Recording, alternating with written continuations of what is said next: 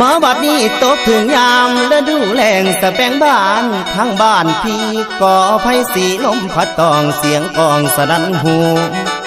แสนคิดทอดยอดสู่ยามอยู่ห่างน้อไกลกันคุณแล้ว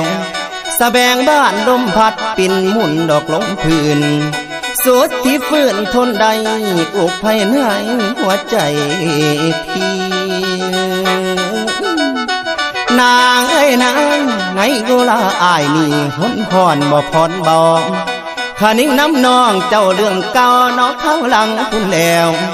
มันยังฝังในใจเสียจ้องจำเด้อจิตอายคำที่สายเคยเว้าไว้น้ำสาวเบิดทุกสิ่งคำคำให้คำความที่ยิ่งบอกนั้นยังจำอันแม่นบ่ไหมน้องว่าน้องฮัก